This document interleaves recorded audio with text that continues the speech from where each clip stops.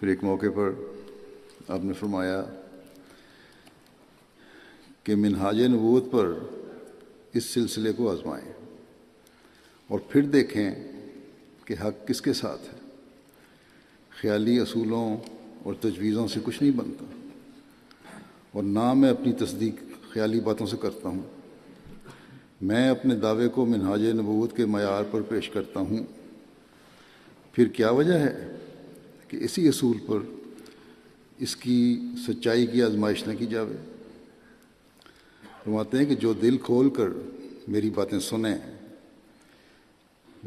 سنیں گے، میں یقین رکھتا ہوں کہ فائدہ اٹھاویں گے اور مان لیں گے، لیکن جو دل میں بخل اور کینہ رکھتے ہیں ان کو میری باتیں کوئی فائدہ نہ پہنچا سکیں گی۔ ان کی تو احول جیسی مثال ہے، یعنی وہ شخص جو بھینگا ہوتا ہے، جس کو ایک کے دو نظر آتے ہیں۔ جو ایک کے دو دیکھتا ہے اس کو خواہ کسی قدر دلائل دیے جائیں گے کہ دو نہیں ایک ہی ہے، وہ تسلیم ہی نہیں کرے گا۔ کہتے ہیں، اب مثال دیتے ہیں کہ ایک احول خدمتگار تھا، بھینگا آدمی، کسی شخص کا خدمت کرنے والا تھا، ملازم تھا۔ آقا نے اس کو کہا کہ اندر سے آئینہ لے آؤ۔ وہ گیا اور واپس آ کر کہا کہ اندر تو دو آئینے پڑے ہیں، کون سا لے آؤں؟ آقا نے کہا کہ ایک ہی ہے، دو نہیں ہے۔ احول نے کہا تو کیا میں جھوٹا ہوں؟ اس کے مالک نے کہا، آقا نے کہا اچھا ایک کو توڑ دے۔ جب توڑا گیا تو پھر اسے معلوم ہوا کہ در حقیقت میری غلطی تھی،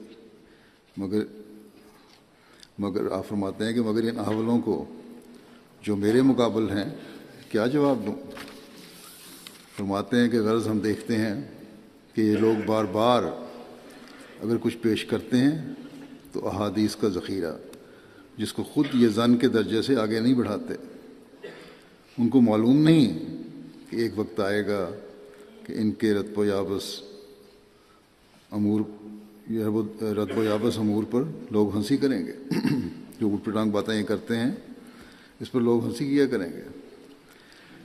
فرماتے ہیں یہ ہر ایک طالب حق کا حق ہے کہ وہ ہم سے ہمارے دعوے کا ثبوت مانگے۔